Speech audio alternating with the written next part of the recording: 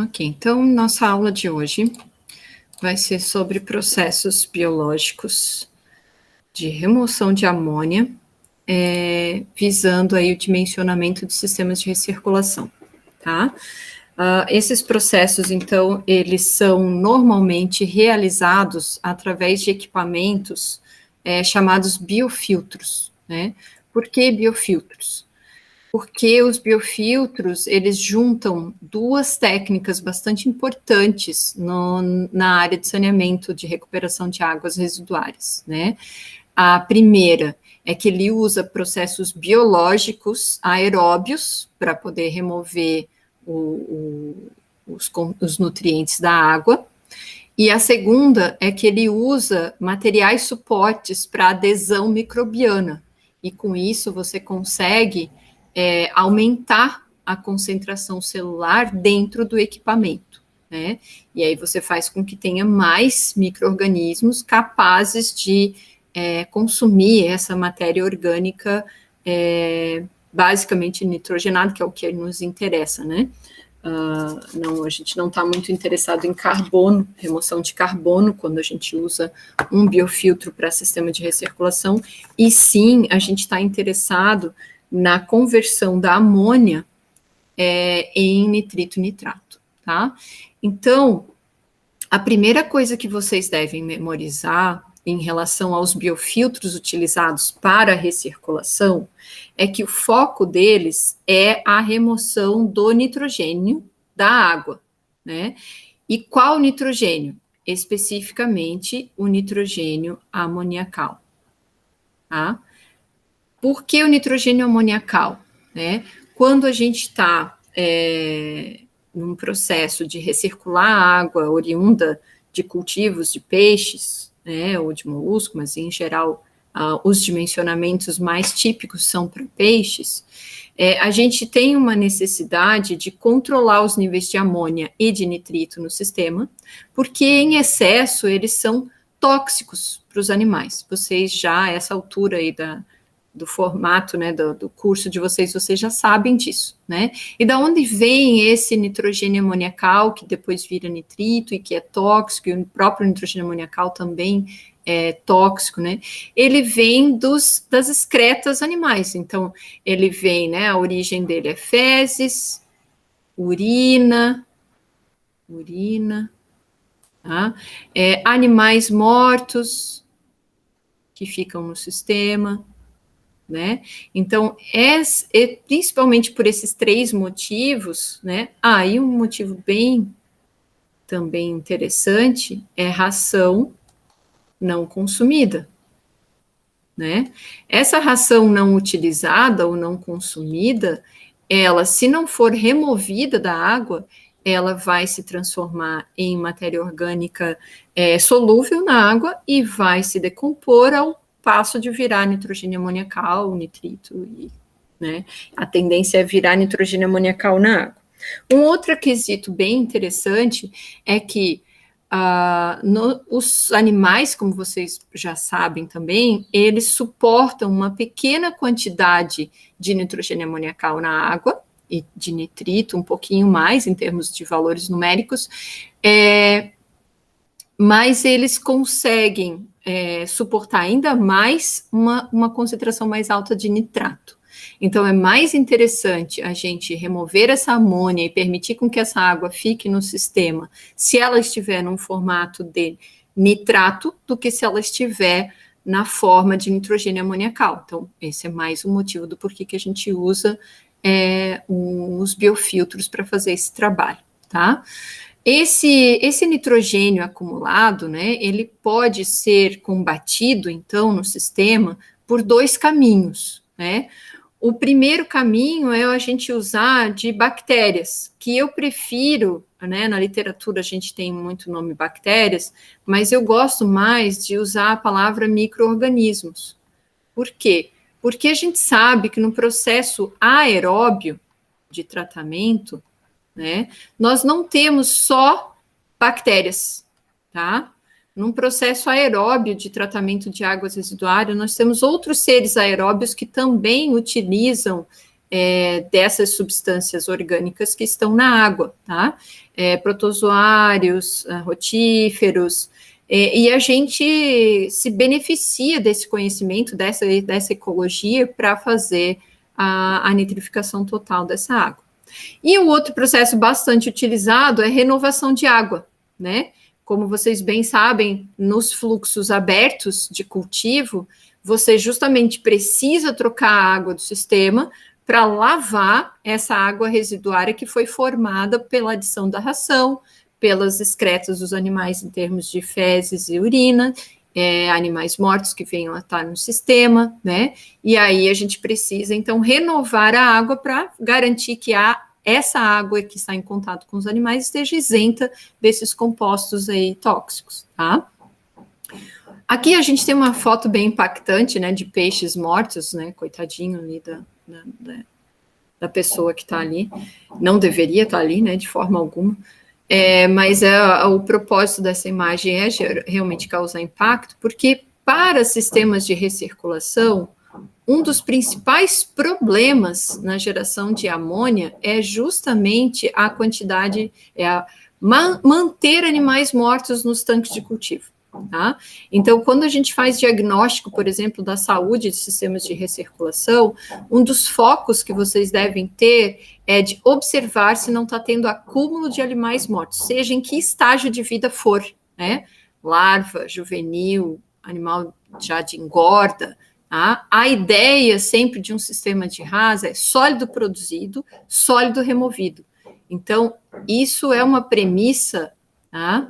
Sólido produzido, ele tem que ser igual a sólido removido de um sistema de recirculação. Tá? Por quê? Porque todo sólido que for produzido no sistema de recirculação e não for removido, ele vai causar problema de qualidade de água.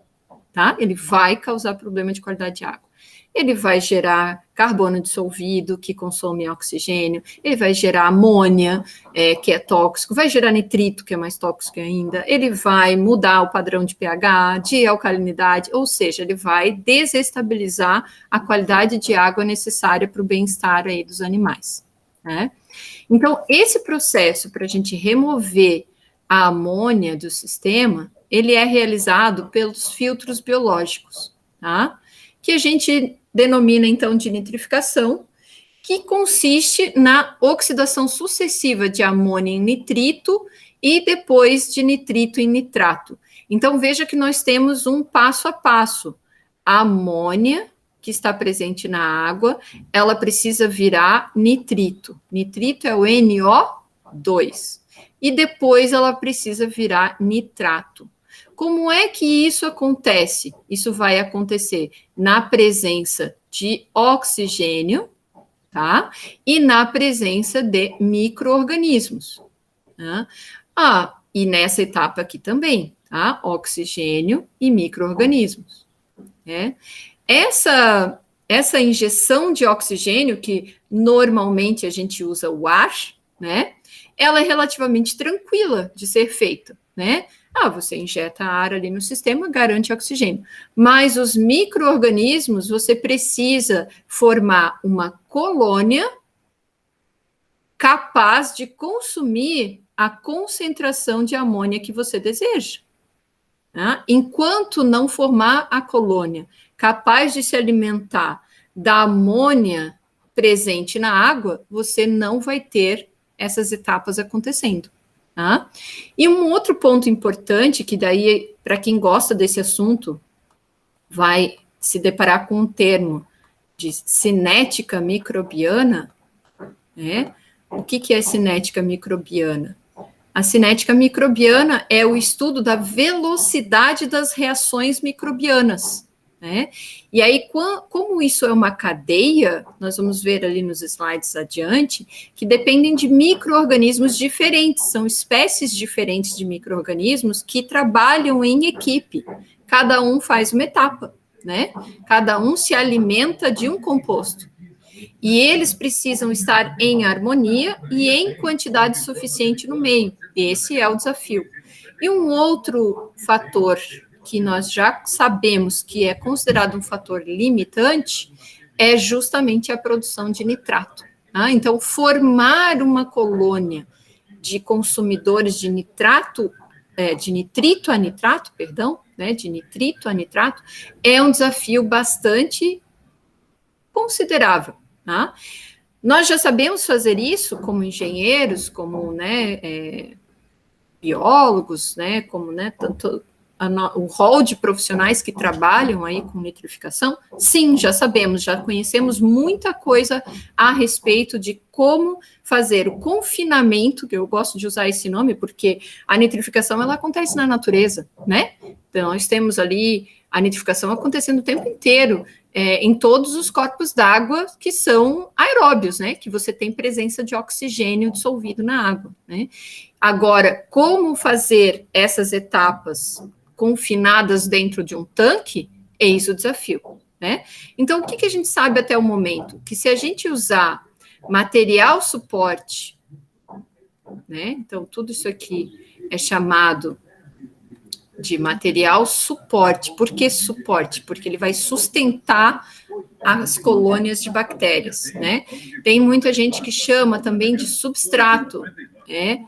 Eu chamo a atenção de vocês para o uso dessa palavra, cuidado com o uso dessa palavra, porque substrato em saneamento, ele significa, na maior parte dos casos, alimento, né? Você vai dar alimento ao micro-organismo, né? Então, a palavra substrato não seria mais adequada quando a gente está lidando com alimento, micro-organismo aderido em material suporte. Também se usa a palavra material inerte, tá? Então, material inerte também a gente encontra na literatura, né? E a aquicultura já virou mania, né? Já virou um jargão técnico, como a gente diz, que não é correto, mas é o que o pessoal usa, né? Então, fazer o quê? Eles gostam de chamar tudo de mídia. Mídia, tá? Então, gostam de chamar de mídia. Eu, particularmente, nem concordo com esse nome, tá? Para mim, o nome técnico correto é material suporte, ou material de adesão microbiana, tá? Ou material inerte, né? É um material, né? Porque a gente precisa usar um material que não se decomponha na água.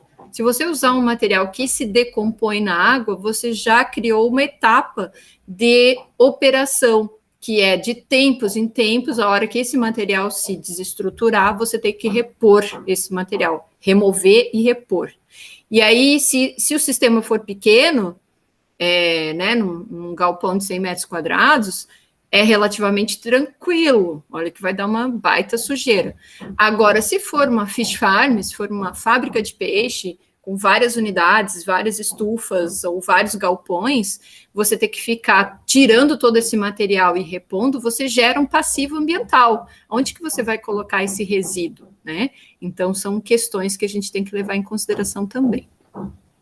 Quem que faz a nitrificação, né? Bactérias aeróbias. Tá? Então, o principal produto gerado pelos micro-organismos é a amônia, que é expelida através de suas brânquias, né? Vai gerar amônia, nitrito, nitrato, que são altamente solúveis em água. Essa concentração relativa de cada forma de nitrogênio na água vai estar relacionada com o pH, com a temperatura e com a salinidade. Esses 3 parâmetros são fundamentais. E eu vou adicionar mais um aqui, tá? Que é a salinidade, né? Eu acho que eu falei alcalinidade, porque eu sempre penso nela. É a alcalinidade, tá? Alcalinidade.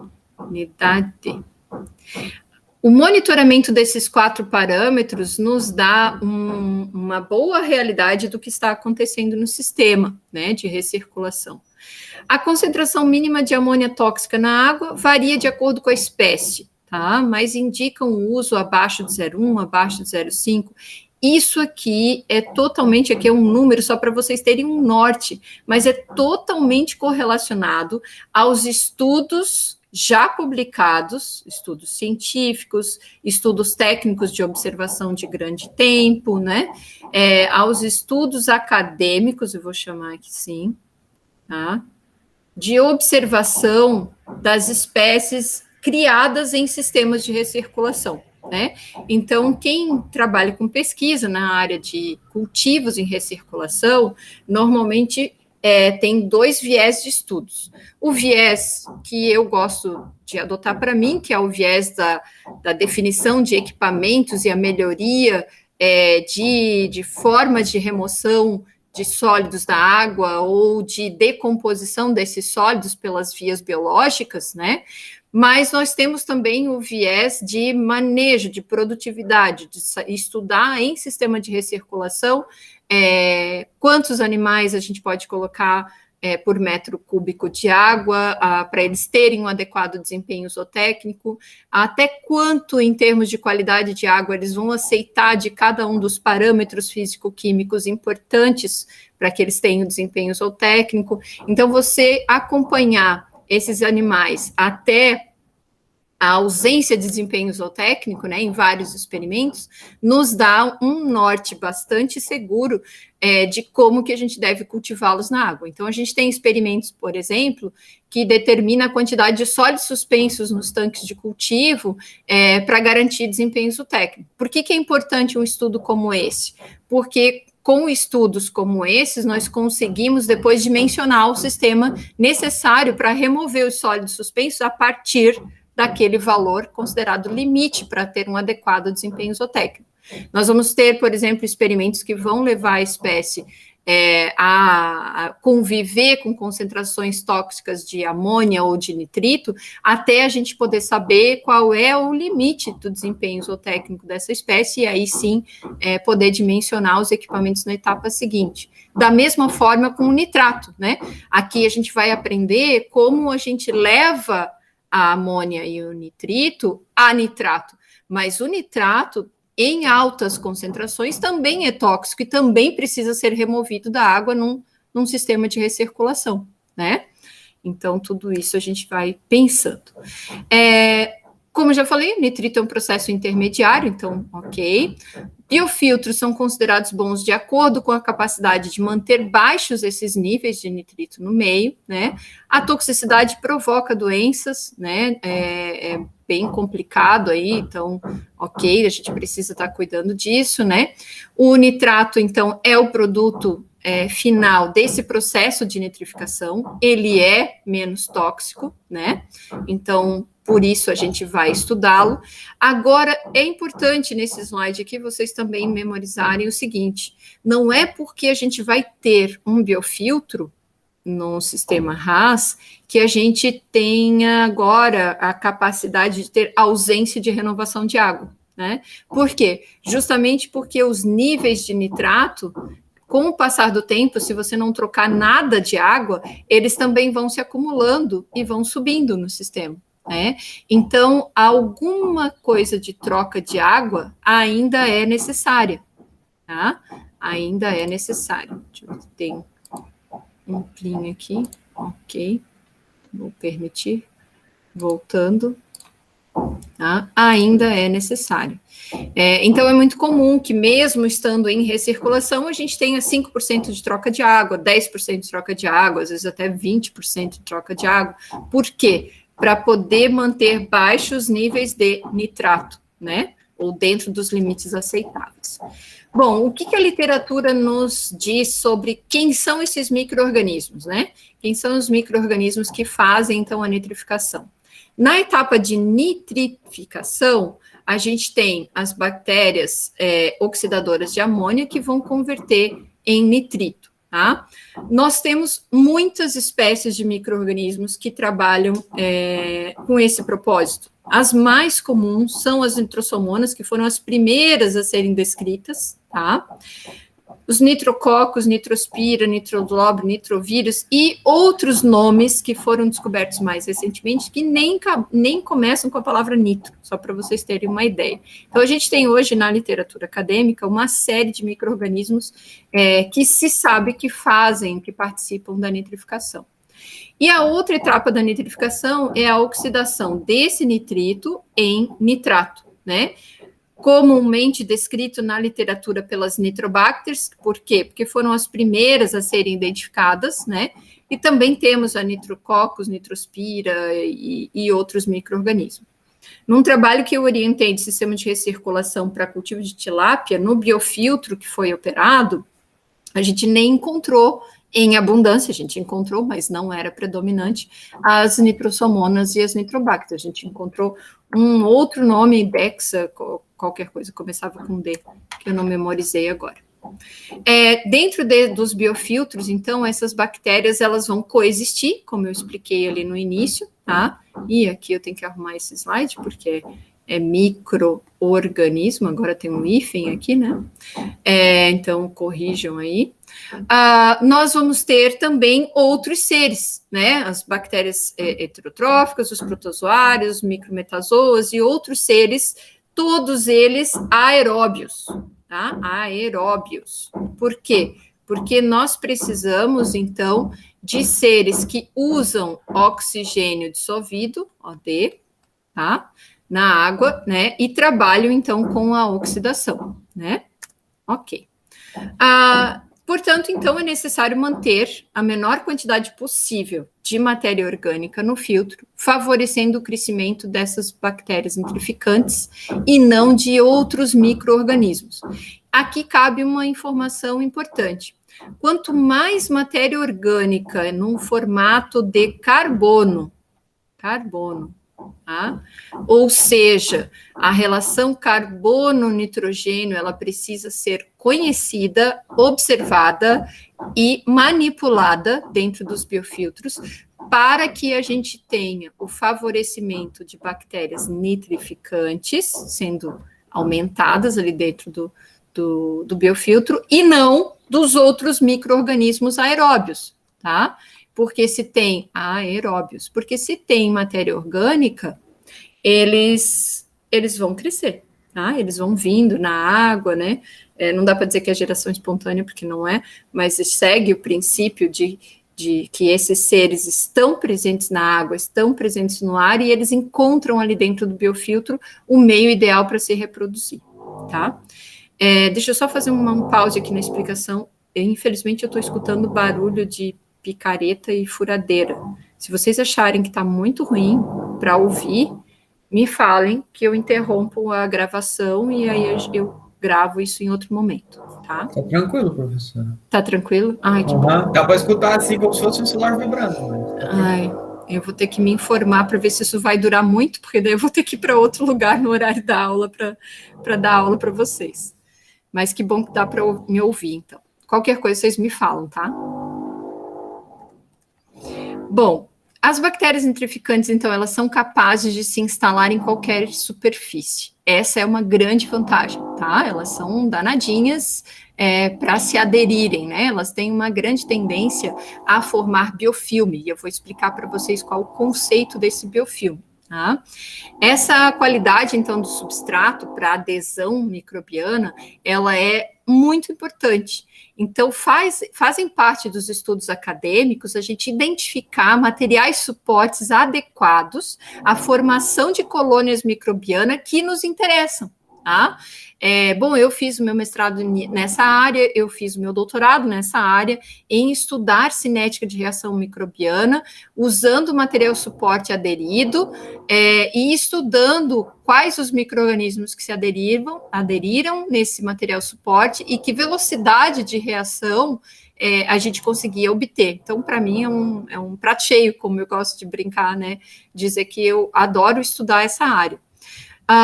O que a gente sabe da literatura para dimensionamento de biofiltros? Que a gente pode usar areia como material suporte, a gente pode usar brita, cascalho, ou qualquer forma plástica ou cerâmica, né? Quais desses materiais são mais usados em sistemas de recirculação? Pensem aí um segundinho, né? Será que a areia, faz sentido eu usar areia como material suporte para adesão microbiana num cultivo de larga escala, de peixe, de engorda, do tipo fish farm? Né? Será que eu não vou ter muitos problemas com colmatação dessa areia? Né? Por quê? Porque é um grãozinho pequenininho, né? E o biofilme aderido ao redor, ele vai formar polímeros extracelulares, que a gente já vai ver como é que isso se dá, né? Então, talvez a areia possa ser utilizada em pequena escala, como, por exemplo, um aquário, um aquário residencial, vai usar areia. Um lago, né, que vai ter uma troca aí com a atmosfera bem intensa, uma densidade de cultivo bem baixa, né, então faz muito sentido usar areia como material suporte para adesão de micro-organismos nitrificantes.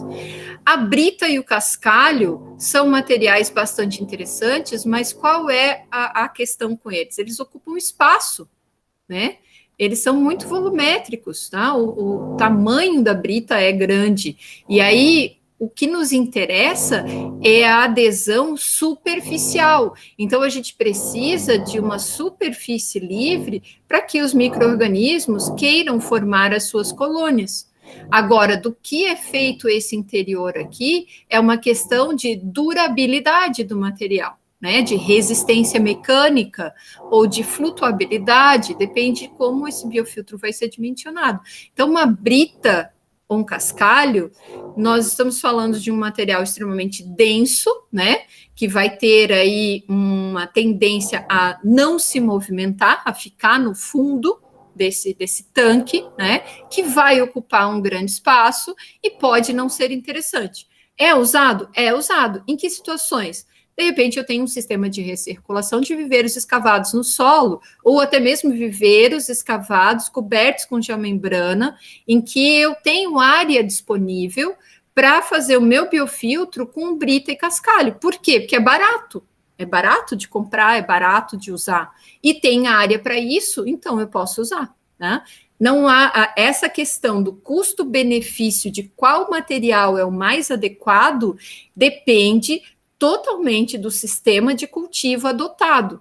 Se ele é indoor ou outdoor, se ele é intensivo ou super intensivo, né? Eu nem vou falar extensivo porque talvez nem vale a pena trabalhar com recirculação no extensivo, mas pode valer a pena também, se a água da região não for favorável, ou se você tiver que gastar muito dinheiro para tratar a água, vale a pena manter ela dentro da propriedade, né? Para tratar a água de entrada. Então, são sempre questões de custo-benefício que a gente vai avaliar e deve avaliar para tomar a decisão de qual método de biofiltro a gente vai adotar no sistema. Por quê? Porque existe uma infinidade de dimensionamentos aí no mercado, né? Não infinidade, mas tem muitos. E aí eu vou dando os nortes aí para vocês de qual é melhor. O plástico e a cerâmica, eles são bastante interessantes por dois motivos.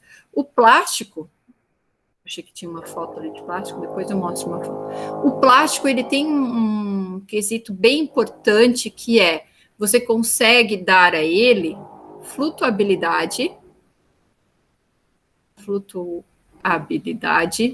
você consegue aumentar a área superficial,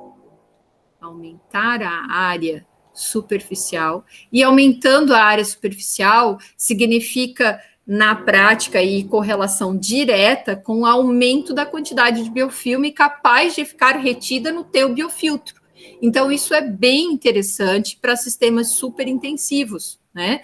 Por quê? O plástico é um material barato, tem uma vida útil bastante longa, né? Não é eterna, mas é bastante longa, né? E ele faz com que o tamanho do biofiltro seja menor. Por quê? Se a gente comparar com a brita, eu não consigo colocar biofilme aderido dentro da brita, porque ela é sólida, né? Não é vazada. O plástico, eu consigo fazer um plástico do mesmo volume da brita, né? Só que com um peso infinitamente menor, né? Uma densidade menor e com muito mais área superficial. Né? A mesma correlação a gente faz para a cerâmica. A cerâmica, ela é mais densa, né? Um material mais pesado, como a gente chama vulgarmente, e ela tem uma alta área superficial. Por quê? Porque o material cerâmico, ele é poroso. Tá? E quanto maior for a porosidade, mais chance eu tenho de ter área para os meus micro-organismos, para os meus bichinhos. Ok? Bom, como é que isso acontece? Pode perguntar. Quem que é, só para memorizar a voz? Ulisses. Diga, Ulisses. Nesse cerâmico, a argila expandida se encontra? Ou ela entra como outro tipo de material? Bem lembrado, tem que colocar argila expandida aqui. A argila expandida, ela é um material que ela é outro material, tá? E qual é a característica da argila expandida? A argila expandida, ela tá nesse quesito aqui, ó, de materiais naturais, tá? Então, ela é um material considerado natural, não é um material artificial, só que ela é produzida, né? E ela é produzida de forma a aumentar a sua área superficial. Então, ela tem uma certa porosidade, né? Por isso o nome argila expandida, né? Qual é a vantagem da argila expandida? Preço, né? Que ela é relativamente tem um preço acessível. O quesito natural, então você vai conseguir, ela não vai se tornar um passivo ambiental, né? Você vai conseguir ter uma disposição bem mais adequada dela quando você não precisar mais utilizá-la, né? Mas ela tem também um outro inconveniente comparado com plástico e cerâmica, que ela não vai conseguir aderir tanto biofilme como plástico e cerâmica. E como ela é um material natural, você vai ter que observar as características de como ela foi produzida para que ela não reaja quimicamente ou bioquimicamente com a água.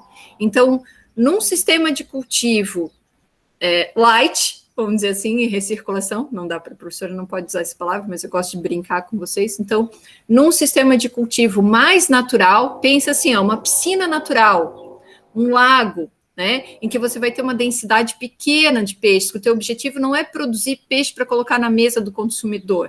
O teu objetivo, ele é mais de contemplação. Eu acredito que seja um material até desejável para ser usado, porque ele é bonito, ele tem um apelo estético, né? Você consegue tem uns projetos de piscinas naturais que são espetaculares. E eles usam areia, brita, argila expandida, cascalho, eles não usam plástico, tá?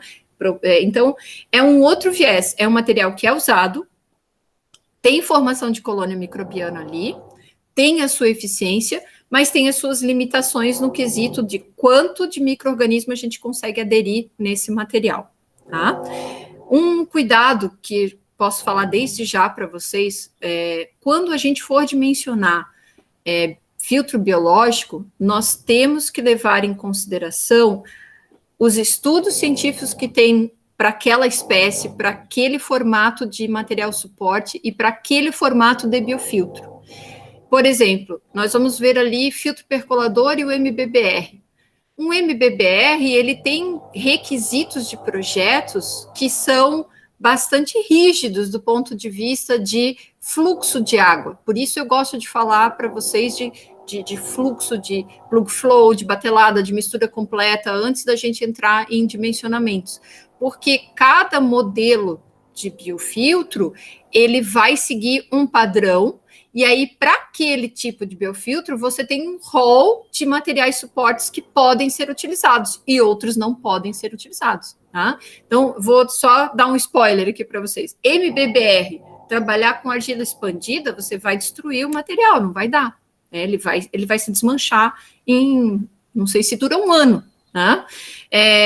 Vou colocar brita no MBBR, também não faz sentido nenhum, porque como é que tu vai manter a brita flutuando?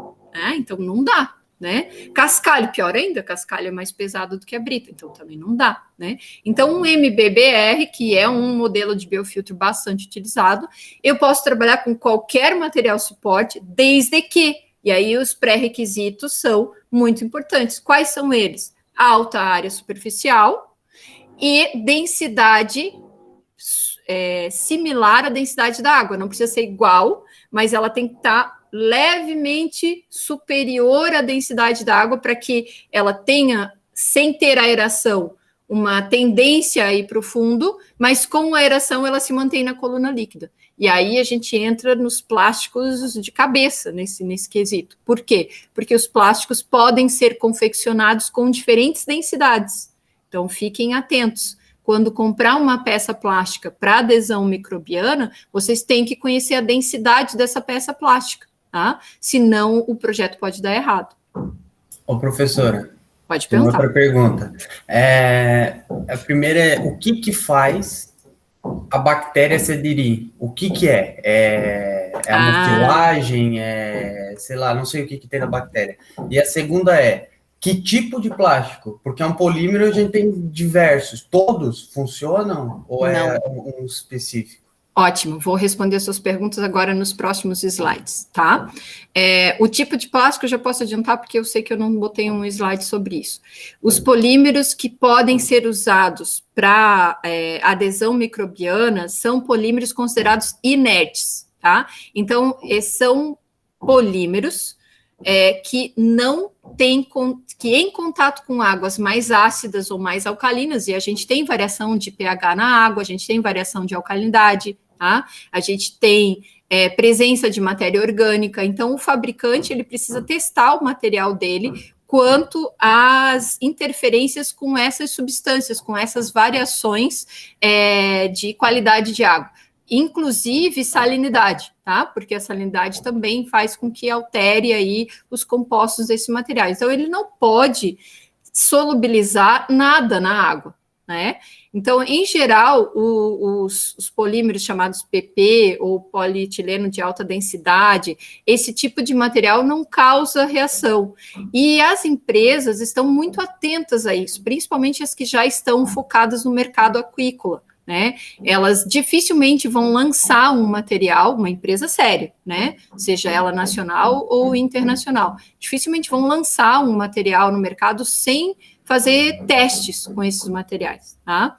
A gente tem estudos em escala simples de uso de tampinha de garrafa PET, né? A gente tem estudos usando aquelas rebarbas dos conduítes elétricos, né? E funciona? Funciona, mas são estudos feitos numa densidade que não é de produção industrial, não é de fish farm, né? Esse quesito, aumento da densidade de cultivo e aumento da produtividade, você produzir 10 toneladas por ciclo, por mês, ou, né, você produzir muito peixe por semana, faz com que tu tenha que ter estruturas gigantescas de tratamento de água e bastante robustas do ponto de vista de vida útil, né?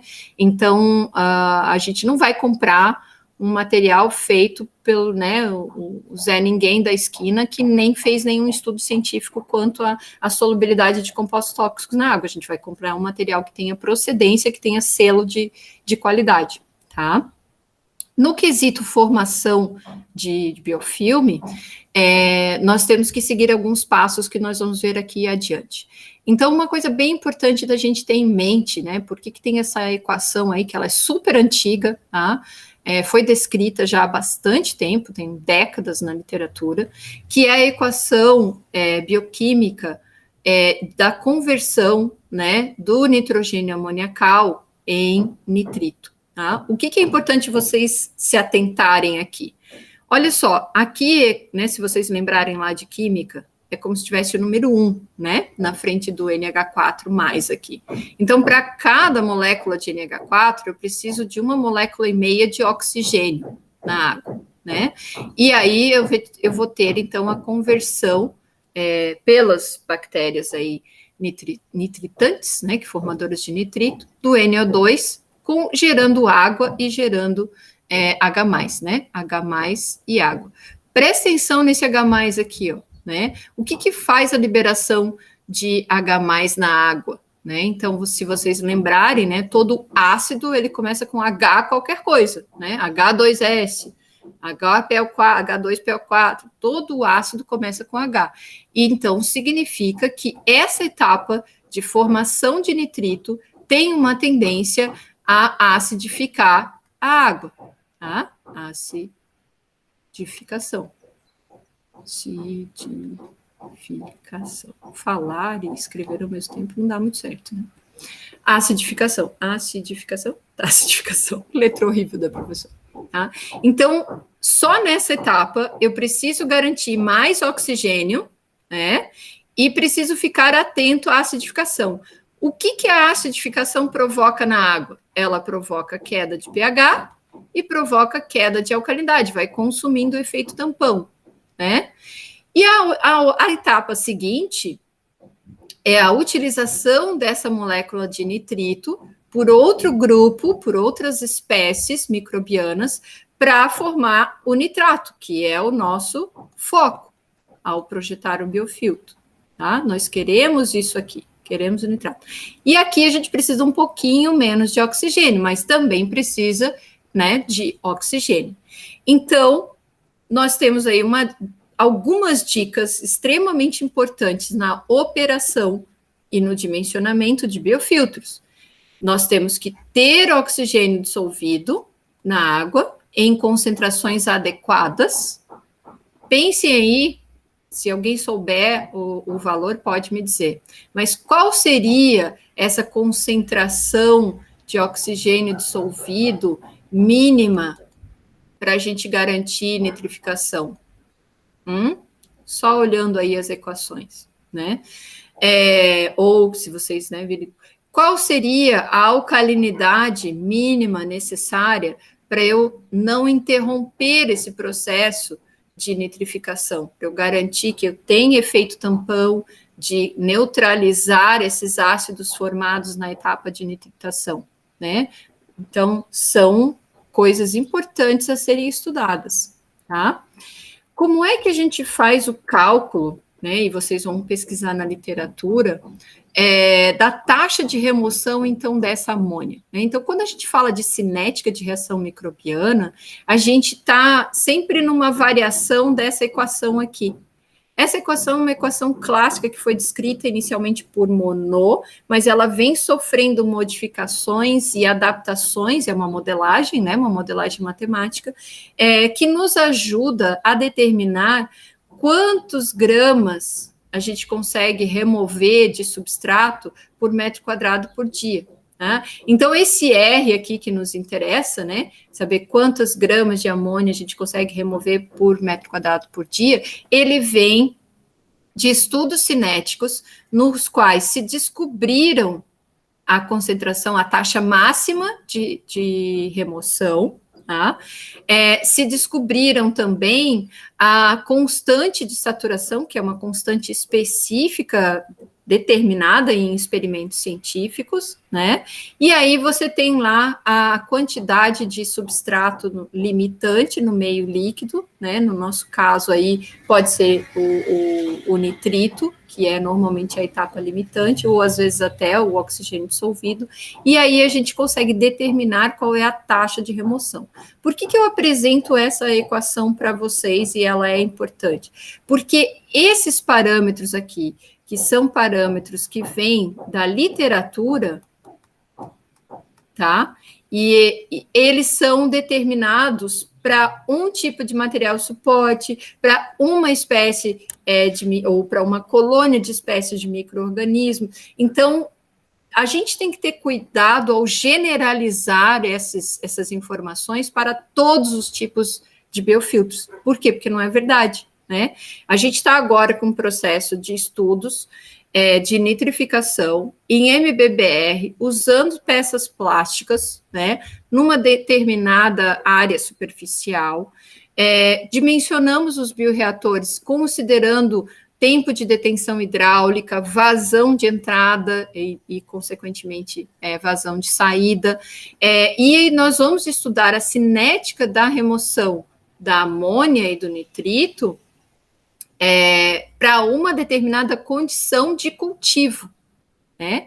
E aí esse parâmetro vai ser depois exposto para a comunidade científica como um artigo acadêmico. Eu posso pegar esse resultado de parâmetro e extrapolar para todas as espécies? Não devo. É temerário fazer isso, né? Eu posso pegar esse resultado da pesquisa que o Augusto e o Vinícius estão fazendo lá no LAPAD e extrapolar depois para um aumento do cultivo, da densidade de cultivo? Não posso, é temerário, tá? Agora, então, professora, como é que eu vou me basear, né? Você vai tentar se cercar do maior número possível de literaturas já estudadas para aquela área, para aquela espécie, para aquela densidade de cultivo. E aí, se você não encontrar exatamente o que você procura para a sua espécie, você pelo menos faz os dimensionamentos considerando, né, uma situação mínima, uma situação máxima, para adotar uma situação intermediária. Por quê? Porque, infelizmente, a gente ainda não tem estudos de taxas de nitrificação para todas as espécies, né, de cultivo, em todas as densidades, para todos os tipos de MBBR, né, e também nem para todos os tipos de material suporte, né, então a gente consegue ter alguns estudos, e aí com a vida, com a prática do dia a dia, a gente vai criando know-how, e conhecimento. Eu tinha um professor que chamava de senso de engenherês, né? Então, o seu senso engenherês vai ficando mais apurado e você vai sabendo aquilo que funciona, aquilo que não funciona, tá? Aqui a gente tem impactos da nitrificação oriundos da qualidade de água. Então, veja lá, esses pesquisadores, né, já lá em 2006, então veja como a gente tem já bastante tempo de estudo, né, com a nitrificação, ele elencou 20 fatores físicos, químicos e biológicos que influenciam a taxa de nitrificação, né? pH, temperatura, alcalinidade e salinidade vão influenciar o quê? Os micro-organismos que vão compor esse biofilme. Amônia, oxigênio dissolvido, a massa de nutrientes transportada pela turbulência do bioreator vão afetar o quê? O fornecimento desses nutrientes para o micro-organismo. Tá? Eu estava explicando lá em tratamento de efluentes que o processo aeróbio, ele se dá, então, o micro-organismo, ele se alimenta daquele composto orgânico que está na água, né? Mas o micro-organismo, ele não vai lá buscar a comida, né? Ou ele esbarra na comida, se ele tiver suspenso na coluna líquida, né, que a gente chama de biomassa floculenta, tá? Ou, então, ele precisa esbarrar na comida, né? Ou a comida chega até ele quando ele está aderido no material suporte. Então, ele fica ali paradinho e nós temos que fazer com que a comida chegue nele, né? Então, essa turbulência no bioreator, ela precisa ser de tal maneira que leve a comida até o micro-organismo, a todos eles, de preferência, para não criar zonas mortas, zonas em que não esteja acontecendo nitrificação dentro do teu biofiltro, tá? E que, ao mesmo tempo, não desgrude esse biofilme do material suporte, né? Então, eu tenho que manter a adesão microbiana. E um outro componente também bastante importante é a competição de nutrientes e o espaço, né, com as bactérias heterotróficas. Isso vai afetar o quê? O impacto sobre o crescimento e o fornecimento desses nutrientes. Então, reduzir a presença de bactérias heterotróficas é muito interessante para um bom funcionamento de um biofiltro. Por isso, nesse quesito aqui, cadê meu lápis? Aqui. Nós temos que prestar muita atenção em quanto carbono e quanto nitrogênio tem na água. Relação carbono-nitrogênio estequiométrica. Eu preciso ter carbono na água, é interessante, mas não é interessante ter muito carbono na água, né? Existem os números mágicos, eu sempre tenho medo de ficar colocando número mágico na cabeça de vocês, mas ao mesmo tempo a gente também não pode ficar sem nenhum número, senão não é engenharia, tá? Então, processos de engenharia estão sempre correlacionados com medições, né? Você vai medir a alcalinidade, medir vazão, medir volume, medir compostos bioquímicos. Então, você precisa estar sempre correlacionando tudo isso com números na sua cabeça, tá? Mas a gente também não pode, em processos de tratamento de água, se apegar a números de maneiras tão irrestrita, né? Por quê? Porque a chance de dar errado também é grande, né? Porque um sistema vivo, assim como vocês sabem disso, se a gente olhar para dentro da gente, ele é complexo, né? Ele não é simples. Então, são muitos fatores que afetam, tá? Então, eu não posso afirmar para vocês que um biofiltro sempre vai funcionar se vocês manterem uma relação de 10:1. Por quê? Porque você vai encontrar um biofiltro que está funcionando de maneira super saudável e está com uma relação de 8:1, ou de 15:1, ou de 12:1. Tá? Então, tem mais carbono ou menos carbono e está tudo bem, né? A água está boa, o peixe está crescendo saudável, está dando tudo certo. Então, a gente também não precisa ficar engessado no valor numérico. Mas esses valores são importantes para um ponto de partida, tá? Na escala de pH, a gente também tem valores considerados de referência, né? Então, eu prefiro chamar de valor de referência, tá? Porque aí eles dão um norte para a gente para onde a gente está caminhando, né? Então, a gente sabe que uma boa nitrificação vai acontecer entre pH 7 e 9, né? Só que um pH entre 7 e 9 também é um gradiente bastante alto, né? Você ter pH 7 e pH 9, nossa, muda muito, de 7 para 9, em sistemas de recirculação aquícola, a gente sabe que são variações bastante grandes, né? Mas isso é o que se sabe sobre nitrificação em geral. Se o teu biofiltro vai funcionar melhor no pH 7, 7,5, 8 ou 8,5, ou até mesmo 9, vai depender do conjunto de fatores, tá? E aí a gente tem também, ó, por exemplo, né? Porque daí para cada espécie de micro-organismo nós temos um pH ideal. Então eu trouxe aqui como exemplo as nitrosomonas entre 7,2 e 7,8 e as nitrobacters entre 7,2 e 8,2. Tá, mas espera aí, professora, a senhora não falou que é de 7 a 9? Então, se eu tiver com pH 8,5, eu não vou ter nitrosomonas e nitrobacters? É possível que não. Tá? É possível que elas não sejam predominantes, sejam outras espécies. Mas eu falei ali para vocês, são várias espécies que podem fazer nitrificação.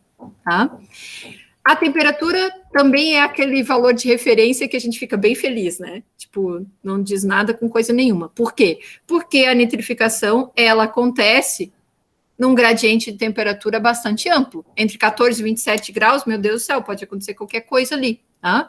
Mas saber disso nos dá uma informação bastante interessante para a gente trabalhar também com o conforto ambiental da espécie que está sendo cultivada, né? Então, é possível conseguir nitrificação até em temperaturas mais baixas? Vai demandar oxigênio? Vai, né? É possível conseguir nitrificação em temperaturas mais altas do que 27 graus? É totalmente possível. O cultivo de camarão, às vezes a água está a 35 graus e tem nitrificação ali, tá? Então, é valor de referência, mas não significa que vai ser assim para todas as espécies, tá? Ok. Alcalinidade, que a gente falou que é um parâmetro importante. A gente tem aí, novamente, um valor de referência, né? Um número mágico. Então, para cada grama de nitrogênio amoniacal reduzido a nitrato, então, que passou pelas duas etapas, nós temos aí a necessidade de 7 gramas de alcalinidade. Então, vão ser consumidos, né? Então, o processo de nitrificação consome alcalinidade. Isso é fato, tá? Se vai ser exatamente 7 gramas para cada grama de nitrogênio amoniacal, talvez não. Tem uma variação. Vai depender da salinidade, vai depender dos outros fatores, de turbulência, de formato de bioreator, etc. e tal. Tá? Mas, em geral, se você quer uma nitrificação total, bastante efetiva, você vai precisar alcalinizar o sistema. A todo momento, todos os dias, também não. Tá? Vai depender de como a tua água de entrada está, qual é a alcalinidade que está entrando nessa água. Se você está fazendo alguma suplementação com algum produto que, de repente, já adicione alcalinidade na água, né? Então, tem que se monitorar a alcalinidade, tem que se fazer essas contas estequiométricas no dia a dia da nitrificação, e aí sim calcular só aquilo que falta. Por que só aquilo que falta? Porque a gente não quer jogar dinheiro no lixo, tá? A nitrificação forma ácido, ok, essa parte a gente já falou. Esse gráfico aqui eu acho ele genial, tá? Eu acho ele bastante interessante para vocês observarem o impacto da alcalinidade, né? Na nitrificação. Então, vejam aqui, ó, do lado esquerdo, né, da tela aí do computador, a gente tem as concentrações de nitrogênio amoniacal. Do lado direito, a gente tem a alcalinidade, tá? As bolinhas nesse formato aqui, que supostamente é uma bolinha, né? A gente tem a quantidade de nitrogênio amoniacal. TAM é a sigla em inglês para nitrogênio amoniacal total, tá? E o triângulo, a alcalinidade, né? Então, a gente pode perceber aqui que a amônia, né, ela tá bem, aí a alcalinidade começa a cair, e aí a amônia aumenta. Por que isso aconteceu? Isso aconteceu porque faltou a alcalinidade, daí os micro-organismos não vão consumir a amônia do meio, né? Aí você fez um aporte de alcalinidade aqui, já começou a reduzir as taxas, né? Então, a gente tem aí uma necessidade de alcalinizante. Quanto de alcalinizante? Olha só que a gente teve aqui uma estabilidade, são só 3 pontos, mas eles já nos dão um norte, né, de 100 miligramas por litro, mantidos na água. Ah, professora, mas o meu sistema está com 60 e está funcionando bem. Beleza, está funcionando bem, teus peixes estão saudáveis, então está tudo certo. Ah, mas o meu sistema eu preciso manter 120. E aí funciona bem. Também, beleza, tá tudo certo. Ah, o meu sistema tá com 60, os meus peixes estão sofrendo, tá aparecendo isso na água, isso, aquilo. Vai ter que aumentar a alcalinidade. Tá? Então, novamente, valores de referência. Isso muda para águas doces e águas salinas, e aí nós temos todo o hall de salinização da água, né? Entre uma água considerada salina e uma água considerada doce. Então, precisamos conhecer a alcalinidade do sistema e monitorá-lo. Ô, professora, só uma curiosidade, que eu estava trocando ideia com uma galera que trabalha na Atlantic Safari, que eles produzem salmão aqui em circulação. E os aí? caras estavam falando que eles têm, tipo, eu não lembro qual que é o número exato, mas é tipo milhares de miligramas por litro de alcalinidade. Era um negócio, tipo, insano, assim. Ah, é? Da ordem do quê? De 1.000, 2.000? Quantas gramas? Tipo, 20 mil. 20 mil miligramas por litro de... Tipo de isso, tipo... Era um negócio insano, assim, a galera tava até meio... Tipo, coisa que não existe em literatura, não existe em, tipo, em lugar nenhum. E os peixes estavam bem? Estão super bem. Olha aí, tá vendo?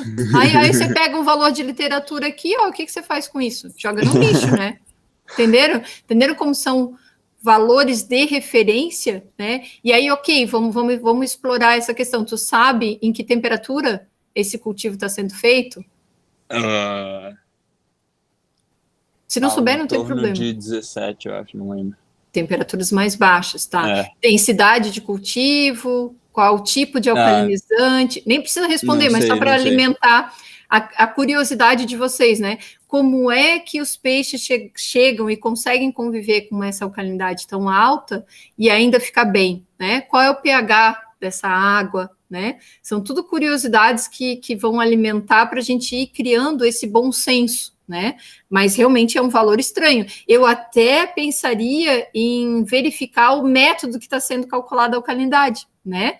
Eu estava discutindo com o professor Zé Luiz sobre uma questão de saúde animal em viveiros escavados, que nem são por sistemas de recirculação ainda, né? E eles estavam tendo problemas na nitrificação. Então, estava tendo acúmulo de nitrito na água. E eles nem estavam percebendo isso. E aí, ao fazer o diagnóstico usando os parâmetros de qualidade de água, que vocês aprendem o tempo inteiro na graduação, a conclusão é óbvia, ainda mais depois dessa aula que vocês estão tendo aqui. Né? Tá tendo acúmulo de nitrito, o que está acontecendo com a água? Está faltando alcalinidade? Né? Não está tendo a próxima etapa, a nitrificação completa precisa de alcalinidade na água, né? E aí eles adicionaram alcalinidade e todos os problemas se resolveram. Inclusive diminuiu a demanda por troca de água, né? Por quê? Porque os peixes sobrevivem a alcalinidades consideradas até mais altas, como eu lembrei disso justamente porque tu trouxe essa informação, Matheus. Então, assim, precisamos monitorar, a gente tem que fazer diagnóstico usando a fisicoquímica a nosso favor, né? Ok, a salinidade a gente já falou bastante, é muito variável, tá? Nem adianta a gente se ater muito a ela, porque cada espécie vai demandar um aspecto, vamos dizer assim, de conforto ambiental para uma salinidade, né? Ok, concentração de amônia, eu quero mostrar... esse aqui é importante, porque eu quero responder a pergunta do Ulisses também sobre, e deve ser dos outros também. O oxigênio dissolvido, ele tem uma demanda bastante interessante, eu gosto de fazer um paralelo também com a área de saneamento básico, tá? Então, um fator limitante de velocidade de alguns biofiltros é justamente a formação aí dessas colônias de bactérias heterotróficas, que tem sempre matéria orgânica vindo, elas estão se formando, né? E aí a gente considera que a gente não pode deixar também de fornecer oxigênio para a água, né? Então a gente tem aí novamente um número de referência que para cada grama de nitrogênio amoniacal oxidado a nitrato, a gente vai precisar de 4,57 gramas de oxigênio, né? As nitrossomonas são pouco afetadas por essas baixas de oxigênio dissolvido, então elas conseguem sobreviver bem em 2 miligramas por litro. As nitrobacters gostam de um pouquinho mais de oxigênio dissolvido, né? Então a gente tem um número ali adequado entre 2 e 4, que são números interessantes para serem mantidos dentro do biofiltro como teor de oxigênio dissolvido. Paralelo que eu faço com a área de saneamento é que, para a gente garantir nitrificação em esgoto sanitário, por exemplo, que é um efluente que a gente sempre compara aí com a aquicultura, a gente pode ter até 1,5 miligrama por litro de oxigênio dissolvido que a gente vai ter nitrificação. Ela não é total, mas ela é suficiente para atender todos os parâmetros ambientais aí de despoluição da água em relação à nitrificação, ao nitrogênio amoniacal, né? Então, em saneamento, por que eu gosto de fazer isso? Porque em saneamento, e aí muito da literatura usada em RAS vem do saneamento, tá? Os níveis de oxigênio dissolvidos mantidos dentro dos biofiltros são menores do que aqueles que nós precisamos para recirculação. E aí, um outro adendo que é importante falar é o seguinte: como no tanque de cultivo, normalmente a gente mantém níveis mais altos de oxigênio dissolvido, porque a gente vai sempre estar a favor do desempenho zootécnico da espécie. Para muitas espécies, esse valor é de 5 miligramas por litro ou acima disso, tá? A gente acaba superdimensionando os biofiltros, por consequência, sem fazer muito esforço, tá? No quesito oxigênio dissolvido. Então, se a gente fosse pensar em dimensionamento do blower, né, do soprador ou dos equipamentos de difusão de oxigênio, nós precisamos ter oxigênio dissolvido no biofiltro, porém numa concentração bem menor do que no tanque de cultivo. Só que, se a gente deixa uma concentração muito baixa de oxigênio dissolvido na saída do biofiltro, e essa água já vai retornar para o tanque de cultivo, nós vamos precisar oxigená-la, né? Então, também é uma decisão importante de projeto aonde a gente injeta o oxigênio, né? Ou o ar, né? Porque se a gente puder fazer a injeção de ar ou de oxigênio dissolvido puro, né? De O2 puro, de modo a garantir os níveis ótimos para o cultivo e também os níveis ótimos para o biofiltro, mesmo que esses sejam menores, a gente economiza nessa instalação, tá? E em muitos casos, nos sistemas RAS de pequeno porte, a gente nem precisa injetar oxigênio dissolvido no biofiltro, porque a própria movimentação da água e a escolha do equipamento utilizado para fazer a nitrificação fazem com que não tenhamos demanda de injeção de ar no sistema, tá? Bom, tudo isso correlacionado com turbulência, né? Então, a turbulência é extremamente importante porque ela vai afetar a transferência de oxigênio para a água, vai afetar a manutenção dessa comunidade microbiana aderida ao biofiltro, né? E para cada tipo de biofiltro, nós vamos ter vazões, né, que vão garantir velocidades dentro de fluxo, velocidades de fluxo dentro desses sistemas, que vão nos dar mais ou menos turbulência, tá? Mas, em geral, todos os biofiltros trabalham com fluxo turbulento, né? Você imaginar que você vai ter nitrificação completa numa água parada, cheia de amônia, com um biofilme aderido, estranho, é no mínimo estranho. Eu ainda nunca vi, tá?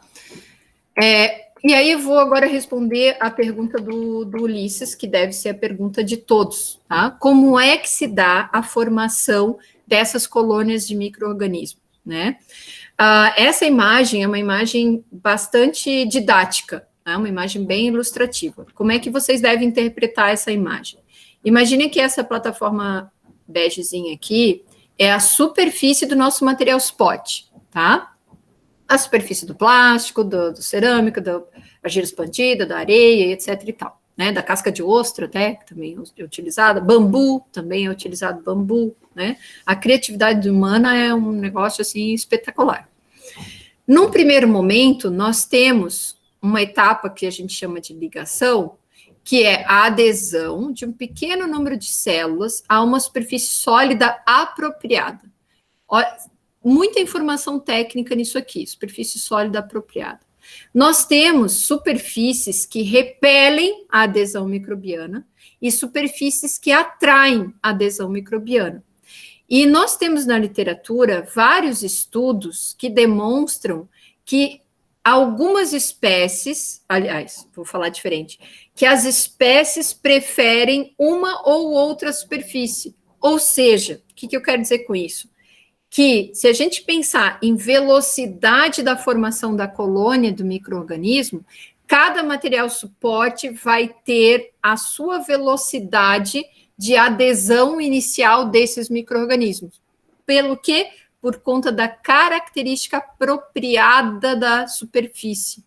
Tem superfícies que são repelentes de adesão microbiana, né? Inclusive, essa é uma área de estudo. Por exemplo, quem trabalha com... Eu vou dar um exemplo totalmente diferente da aquicultura, mas só para vocês memorizarem isso aí. Quem trabalha com a área de ortodontia, eles tendem a trabalhar com materiais para colocar dentro da nossa boca que não gostam, né, que repelem a adesão microbiana. Tá? Por quê? Porque se a gente formar colônia de bactéria aí na dentadura, na prótese, no aparelho e tal, a gente tá ralado, né? A gente vai perder todos os dentes, vai dar cárie, vai dar doença periodontal e etc e tal. Então, em geral, os materiais usados na área de ortodontia não devem ser usados na nossa área de aquicultura. Por quê? Porque o objetivo da confecção do material é não aderir micro-organismo. Entenderam?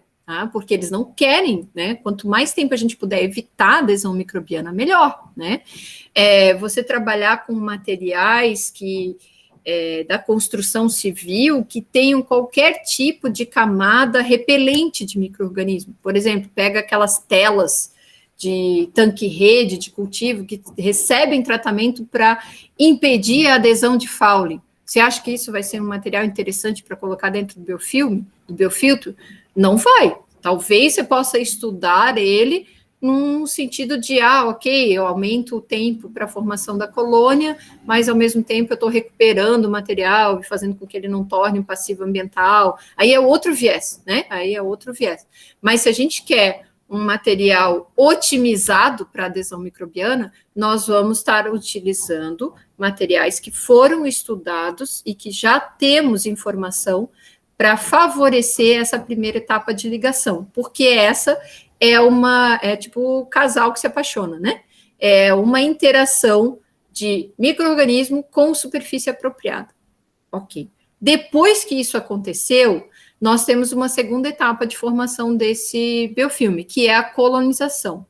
Nessa colonização intercelular, nós temos o crescimento desses micro-organismos pautado na excreção de polímeros extracelulares, né, que são os polissacarídeos. Esses polímeros, eles criam pontes de ligação entre os micro-organismos para eles trocarem informação. Lembrem, é uma colônia microbiana. É como se a gente pensasse que eles têm vida própria, e eles têm de fato, e eles se comunicam. Então, existe ali toda uma troca entre esses micro-organismos para eles poderem se firmar quanto colônia. Depois que isso acontece, nós temos a outra etapa, que é o desenvolvimento, que é o crescimento, né, dessas células até formar uma camada, que aqui está totalmente extrapolada, né, para a gente entender, que é a camada propriamente dita de biofilme. Essa camada de biofilme, ela vai estar condicionada ao fluxo de água. Isso significa que a formação dessa espessura microbiana dentro do biofilme, ela está condicionada, esse Hzinho aqui, que ele é microscópio, ou você até consegue ver a olho nu, mas ainda assim você vai ver 1 milímetro de biofilme, né? Você vai ver uma coisinha de nada, né? Ela está condicionada a uma velocidade, né? Uma velocidade que é uma velocidade de fluxo que é tangencial, né? Que tangencia esse biofilme. Esse biofilme, como ele está recebendo oxigênio, está recebendo amônia, está recebendo carbono, está recebendo alcalinidade, ou seja, ele está recebendo tudo que ele precisa para ele se desenvolver quanto comunidade, ele tem uma tendência a crescer indefinidamente. O que vai barrar o crescimento desse biofilme? Supondo que todas as concentrações aí de qualidade de água estejam ok. Justamente a velocidade de fluxo, essa turbulência. Tá? Então, significa a gente pensar que para cada equipamento de biofiltro, nós vamos ter uma espessura máxima de biofilme. A partir de um determinado fluxo, esse biofilme ele vai se soltar. Tá? Imagina que o biofilme cresceu aqui, nós vamos ter o que a gente chama de cisalhamento dessa colônia microbiana, e esse biofilme ele vai passar para a unidade seguinte. Tá? Olha que informação legal. Então, a gente não consegue impedir que biofilmes mortos, né, que uma parte dessas colônias que ou morreram porque acabou a vida útil delas, ou morreram pelo cisalhamento devido à turbulência, vão para a unidade seguinte. Então, nós temos que ter mecanismos de retenção desses sólidos na unidade seguinte, tá? Por isso, às vezes, é interessante a gente trabalhar com filtros, barreira física, depois do biofiltro, tá? Não é em todo momento que a gente precisa disso, não é para todo o sistema de cultivo, tá? Não é para todas as densidades, mas é importante a gente saber que isso acontece, né? Nós podemos trabalhar, por exemplo, com um sistema de retrolavagem para justamente fazer com que a inversão de fluxo remova esse excesso de biofilme que se desprendeu. É uma técnica, e aí a gente não vai precisar de um biofiltro de um filtro na sequência, tá? Mas é importante vocês saberem que isso é um processo natural, que isso acontece. Aqui tem uma mesma imagem que mostra uma maneira um pouquinho mais detalhada, né, essa adesão, colonização, acumulação, o clímax, né, o ápice da comunidade microbiana e a dispersão, um excesso de biofilme, que se desprendeu e vai para a unidade seguinte, né? Não sei se vocês entenderam a direção do fluxo, mas é como se a gente imaginasse a pecinha plástica, né, por exemplo, ou a brita que seja, e a água passando por ela, né? E isso numa escala, né, olhando, por exemplo, daqui até aqui. Só que o que vai acontecer no biofiltro? Nós vamos ter isso acontecendo em todo o volume e água passando por tudo, tá? Não é assim uma perfeição, né? Isso é só um desenho esquemático. Aqui é de um artigo bem interessante que justamente ele estudou, né? Eles estudaram aqui a cinética, cadê meu ponto? Aqui. A cinética química, né, de nitrificação e desnitrificação nesse estudo, e eu gostei dessa imagem aqui para mostrar para vocês que aqui seria olhando na vertical, né, então a direção do fluxo, o líquido de água, e como que o substrato, ele entra dentro do biofilme. Então, ele tem uma camada de difusão, né, e depois ele penetra dentro desse biofilme, né, e ao penetrar desse biofilme vão acontecendo as reações bioquímicas, tá? Então, dentro de um biofilme de filtro aeróbio, a gente também não pode afirmar que a gente não tem anaerobiose nessa camada aqui. É desejável que não tenha, mas é quase impossível de impedir, tá? Por quê? Porque ao substrato entrar aqui o oxigênio dissolvido, a amônia, entrar na película de biofilme, ela vai reduzindo, né, naturalmente a sua concentração de oxigênio dissolvido, e aqui, lembre-se, é um biofilme, né, então tem um micro-organismo em cima do outro, né, então se aqui tem um micro-organismo em cima do outro, e eles trabalham em colônia, pode ser que os que estão aderidos aqui já não recebam oxigênio dissolvido, e aí ao invés de fazer nitrificação, ele vai fazer desnitrificação, né, vai produzir óxido nitroso, ou maravilha seria ele produzir N2, né, mas é bem difícil de acontecer isso num biofiltro, tá? Então, a gente precisa também estudar, do ponto de vista acadêmico, a formação dessa espessura de biofilme, para a gente não ter ou impedir a anaerobiose nas camadas mais limites, nas camadas mais internas do substrato. Tá? Matéria orgânica, já falei bastante, quero mostrar para vocês, então, os tipos de biofilme, tá? Deixa eu ver como é que a gente está de horário aqui. Quase na hora. Nós temos o biofiltro chamado filtro percolador, né? Ele é bem interessante do ponto de vista de funcionamento. Por quê? Qual a grande questão do filtro percolador? Ele tem aqui uma tubulação de dispersão do líquido, né? Então, a água com amônia vai entrar aqui e ela vai percolar sobre o material suporte, né? Aqui está escrito mídia, né? Ela vai percolar a mídia. Essa mídia, em muitos casos, é brita, tá? Mesmo em sistemas de grande porte, né? Eu visitei uma fábrica de produção de enguia, que era um filtro percolador usado com brita dentro, e a densidade de cultivo era de 400 quilos por metro cúbico de enguia na etapa final de engorda. Não é moleza, né? O filtro percolador tinha 5 metros de altura, útil, um monstro, tá? Pensa no tamanho da criança. O líquido, ele percola. Qual a grande vantagem? Eu não gasto energia para oxigenação, tá? Não tem energia para oxigenação. Então, o ar que está aqui nesse biofiltro, ele vem da atmosfera. Ele está presente. Atmosfera. Ele é um ar atmosférico, tá? O fluxo tem que ser descendente, então de cima para baixo, tá? Então essa é a direção. E a água coletada aqui, supostamente já estaria nitrificada. E está, em muitos casos ela já está nitrificada. Vantagem número 1 é essa de não precisar gastar com energia elétrica. O que você precisa gastar com energia elétrica? A água tem que subir, ela tem que entrar no biofiltro, né? Então, vocês sabem lá de um sisteminha de cultivo, nós temos, por exemplo, tanque de peixes. Ok, a água chegou aqui, ela pode chegar por gravidade ou ela pode ser bombeada. Essa é uma outra etapa, é a etapa de enchimento. A partir daqui, todos os equipamentos que a gente colocar nessa água, nós vamos trabalhar por gravidade, né?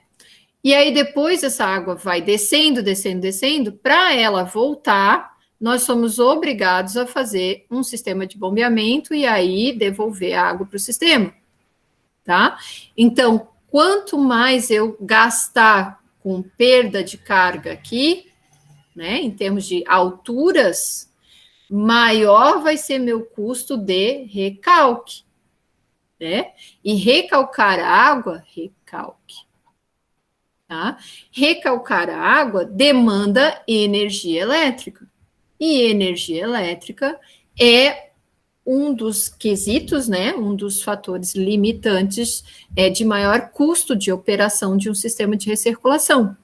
Hoje em dia, na academia, a gente já não discute mais se dá certo ou não trabalhar com recirculação. Dá certo. Todo mundo já admite que dá certo, né? A questão é encontrar os parâmetros de projetos adequados para cada espécie e muito importante isso, reduzir custo de energia elétrica, né? Por quê? Porque além da ração, que se gasta ração em qualquer sistema de produção intensiva, né? Então, a ração vai ser gasta de qualquer maneira, vamos pensar assim. O que diferencia um cultivo em circuito aberto ou fechado é o custo de energia elétrica. tá? Então, é bastante importante a gente levar em consideração o custo de energia elétrica para bombear a água, né? Para os equipamentos e depois para o retorno do tanque. Então, apesar de esse biofiltro ainda ser bastante usado e recomendado tecnicamente em diversas situações, tá? Ele tem como desvantagem a necessidade de uma altura bastante importante para você ter a nitrificação desejada. E quando você tem essa exigência num equipamento, significa que você está perdendo carga, certo? Lembrando lá de hidráulica, né? Então, toda a altura que eu perco, depois eu vou ter que gastar para rebombear, né? Para recalcar essa água. Tá? Então, essa é um quesito bastante importante. Mas ele funciona bem, né? Vai fazer nitrificação, ok. Aqui a gente tem uma imagem em preto e branco, eu tirei essas fotos do livro do Timmons, né? Então, aqui é um filtro percolador circular, né? Com a dispersão aqui central. Aqui a dispersão, ela está num formato mais homogêneo, né? Então, uma tubulação perfurada, tá? Também se encontra bastante. Um outro tipo de biofiltro é o biofiltro rotativo. Presta atenção que ele é diferente do tambor rotativo para remoção de sólidos suspensos, tá? Ele é um biofiltro rotativo, né? Então, quando a gente une a palavra bio com filtro, significa que a gente tem conversão bioquímica dentro do sistema de filtração, tá? Planejado para isso. No caso do rotativo, é porque ele tem aqui um eixo, né? Um eixo horizontal, e aqui são vários discos em que metade fica alagado e a outra metade exposta na atmosfera, né? E aí isso aqui gira, tá? Nesse sentido, né? Ou no outro, tanto faz. E aí, enquanto esse biofilme fica em contato com o ar, ele pega o oxigênio atmosférico. Quando ele entra em contato com a água, ele come, né? Vamos dizer assim, né? A amônia e o nitrito que está ali. Então, ele fica nesse loop eterno, não eterno, porque é um fluxo, né? Então, a entrada de água aqui, então ele vai ter um tempo de detenção hidráulica, né? Então, enquanto a água está passando por aqui, ela vai sofrer a nitrificação, né? Vantagens desse processo. Alguns biofiltros rotativos fazem nitrificação e desnitrificação no mesmo sistema, que pode ser interessante, né? Também não demanda um fornecimento de aeração, né?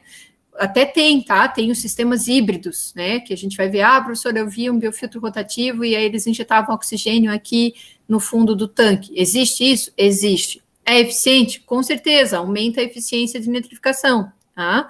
Mas o original do biofiltro rotativo é sem fornecimento de aeração na parte alagada, né? Justamente visando aí a economia de energia. Ele aguenta para altíssimas densidades? Não aguenta também para altíssimas densidades. Aí você vai precisar de um biofiltro gigantesco, tá? Alguém queria perguntar alguma coisa? Eu quero. O drum filter, ele funciona como biofiltro também ou não? Esse aqui é o drum filter. Tá, não, mas o filtro de tambor, que a galera chama. O filtro de tambor, que é aquele em que você tem uma tela, tá? Micro, né? Não bem micro, mas é micro, né? Tem de 60 micrômetros, de 100, de 200, tem vários tamanhos de malha, né? Também tem um eixo, mas o que acontece? Eles não são discos, ele é um oco, uma tubulação oca, que tem uma tela ao redor dela, certo? E aí a água passa por essa tela e é, então, filtrada. Esse modelo não tem função de biofiltração para remoção de amônia.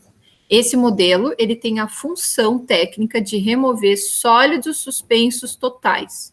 Que sólidos são esses? Resíduos de ração, restos de ração da água e fezes.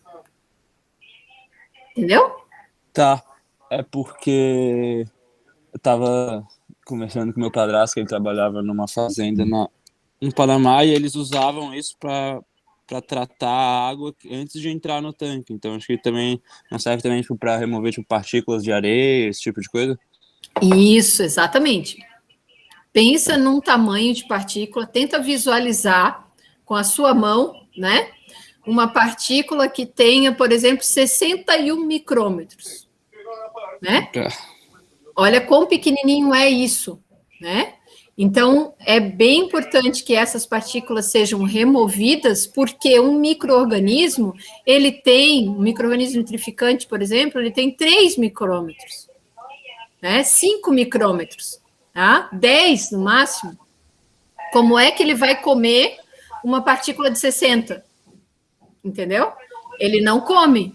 Ele precisa de uma partícula bem menor do que isso para ele conseguir absorver e depois digerir. Então, por isso a necessidade de a gente remover essas partículas que são consideradas suspensas antes da gente colocar dentro do biofiltro. Beleza. Sim, sim. Tá? Então, assim, numa resposta genérica de se um tambor rotativo faz parte do sistema de tratamento de água, sim, ele faz parte, ele é essencial, na verdade, né?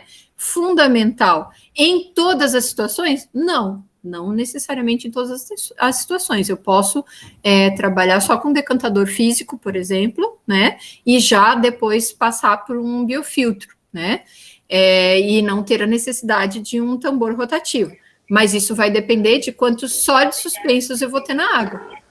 Sim, é porque a gente usou no projeto do Gilberto mês passado, e aí eu tava nessa discussão com a minha dupla, que provavelmente acho que ele confundiu com esse filtro aí que a professora tá mostrando agora, e ele tava falando que tinha função de biofiltro, e daí, pelo que eu tinha ali conversado com meu padrasto, ele não tinha comentado nada a respeito, aí ficou meio com essa dúvida, mas esclareceu. Entendi. Obrigado. Tá. Não, é bem importante essa dúvida, uma pergunta ótima e que gera confusão, inclusive, para quem já está formado, né? Ou para quem está aí no mercado, e aí às vezes até tem gente, porque né, no mundo real tem, como a gente brinca com as crianças, tem gente do bem e gente do mal, né? Então tem muita gente querendo vender gato por lebre. E aí o biofiltro rotativo, ele vai ter uma função de retenção, porque olha só, ele não deixa de ser um filtro, tá? O detalhe é se ele vai ser eficiente se você não tiver a previsão da remoção dessas partículas maiores antes de passar no biofiltro. Né? Então, você pode ter o teu biofiltro colmatado com muita frequência, né? Você pode ter uma nitrificação incompleta, uma série de problemas só porque não foi feita a etapa de remoção de sólidos suspensos antes, né? Então, por isso que é legal a gente ver cada um desses equipamentos e pensar na utilização deles, né? Um outro biofiltro também usado em sistema de recirculação é o biofiltro de areia fluidizado, né, que ele também, que a grande diferença desse para os demais, para os outros que a gente estava vendo, é que ele trabalha pressurizado, então ele não está exposto para a atmosfera, a entrada e a saída são feitas com tubulações totalmente isentas do contato com a atmosfera, então ele trabalha com pressão maior do que um ATM, certo? Que a pressão atmosférica é um ATM, né? Isso faz com que ele tenha algumas vantagens no quesito de aumento da eficiência de biofiltração, né? Justamente por estar trabalhando com um leito aqui bastante turbulento, confinado, você pode usar um material suporte aqui bem pequeno, com altíssima densidade de poros, né? Então aqui se usam areia, se usa aqueles plásticos que eles chamam de bits, que são os feijões, bits, acho que é assim que escreve, beads, perdão. Beads, acho que é esse o nome. Tá? Então, são usados plásticos de 3, 4 milímetros de diâmetro, e aí ele fica aqui dentro desse filtro, né, pressurizado, fazendo a etapa de nitrificação. Qual a diferença desse tipo de biofiltro de areia fluidizado para um filtro de piscina de areia fluidizada? Tá? muita e pouca ao mesmo tempo, né? E o que eu gosto de explicar para vocês? Quando você compra um biofiltro pressurizado, e ele foi vendido e estudado como biofiltro, você tem uma garantia de mercado em que você pode ali favorecer reações bioquímicas e, ao mesmo tempo, ter uma certa retenção de sólidos, tá? Então, é o bio e o filtro no mesmo equipamento. Quando você compra um filtro de areia fluidizado, ele não foi projetado para ter a formação de biofilme, tá? Então, muito cuidado em adaptar filtros de piscina para sistemas de recirculação aquícola. Muito cuidado com isso. Por quê? Porque a função desse filtro de piscina é filtrar a água, não é de nitrificar a água. E isso faz toda a diferença. Quando você usa um filtro de piscina com a função de biofiltro, você diminui a eficiência desse filtro de piscina, você cria um problema de retrolavagem muito frequente e vai ficar gastando água à toa, porque vai ter que fazer muita retrolavagem, e ainda assim a carreira de filtração, que é a vida útil da areia que está dentro desse filtro, vai diminuir significativamente, porque chega a um ponto que tem tanta colônia, tanto polímero extracelular, que a tua única alternativa é jogar tudo fora. Tá? É tirar toda a areia de dentro e refazer esse filtro. Tá? Então, eu tenho visto sistemas de recirculação de pequeno porte, caseiro, vamos dizer assim, que não tem um viés industrial, mas que tem um viés de produção de alguma coisa, né? Em que o pessoal está usando filtro de areia fluidizado, e não é um equipamento adequado para a formação de biofiltro. E aí é importante eu falar uma coisa para vocês, né? Não esquecer de falar isso. Lembre-se que os equipamentos destinados ao tratamento da água, eles devem funcionar por processos predominantes, e que ao conhecermos a origem do processo predominante pelo qual o equipamento foi fabricado, nos garante ou nos dá uma melhor segurança em relação à eficiência daquele equipamento naquele tratamento. Então, se eu estou comprando um filtro de piscina, eu estou interessado no processo de filtração, de barreira física. Eu não posso estar interessado num processo de biofiltração. Se eu estou comprando um biofiltro fluidizado, eu estou interessado no processo de nitrificação. Tá? A vocação daquele equipamento é para nitrificar. Né? Ah, professora, mas a gente não consegue impedir um e o outro. Não, de fato, a gente não consegue. Tá? Por quê? Porque a natureza, ela é sábia, a geração, né, a formação, o desenvolvimento da vida é muito maior do que a nossa vontade, e é por isso que a gente tem aí vários problemas e a necessidade de operação dos sistemas de recirculação. Por exemplo, vou dar um exemplo ainda anterior à etapa de biofiltração.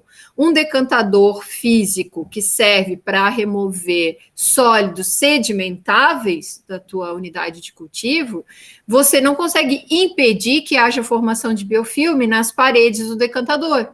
E também não consegue impedir que haja formação de biofilme aderido na calha coletora da água tratada.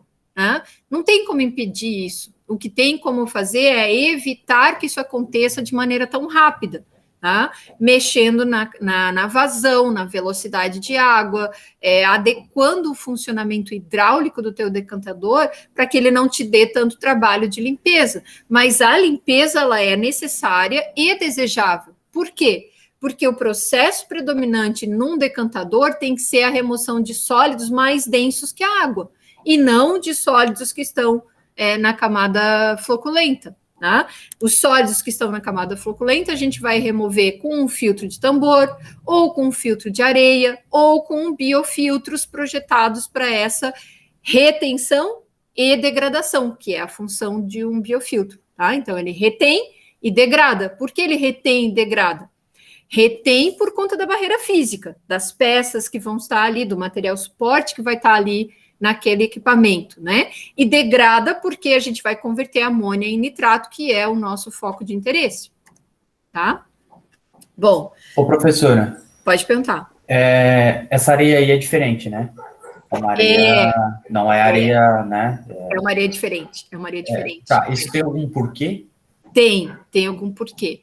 Então, existem areias que são destinadas à formação de biofiltro e areias que são destinadas a evitar formação de biofiltro. Muito legal. Eu tenho que organizar as fotos, mas eu peço desculpas que a minha vida, neste momento, está bem caótica, né, nesse retorno de Portugal para cá. Mas eu visitei o aquário de Lisboa, que é um aquário, é um oceanário, né, um aquário de água salgada, e eles usam eles usam filtro na função de filtro, tá? Então, eles removem sólidos suspensos. O interesse deles não é fazer nitrificação, porque eles usam ozônio logo em seguida. E aí, o nitrogênio amoniacal que tem na água, ele já vai ser oxidado com ozônio. Então, é um outro processo de tratamento. O filtro, que é um filtro de areia pressurizado, eles usam uma areia especial tratada quimicamente para não formar colônias de micro-organismo. É uma areia verde, coisa mais linda. Não tinha visto ainda essa areia, tá?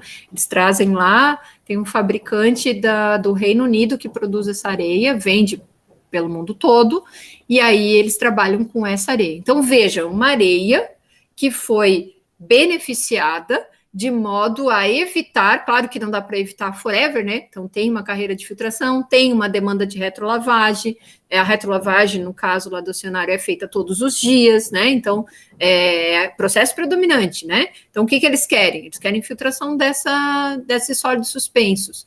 Com o quê? Com um filtro de areia pressurizado, assim foi feito o projeto. É interessante formar colônia de biofilme? Não, de forma alguma. Por quê? Porque esses polímeros que vão sendo formados dentro da areia, né, dali da carreira de filtração, elas tendem a formar caminhos preferenciais. Então, se você causar uma fissura, deixa eu pegar aqui, se você causar uma fissura aqui, em que parte, né, dos micro-organismos ficam nesse lado, outro nesse, e a água consegue passar aqui pelo meio, por que ela vai passar pelo caminho mais difícil se ela pode passar pelo caminho mais fácil? Então, a água é super inteligente no quesito fluidodinâmica, né?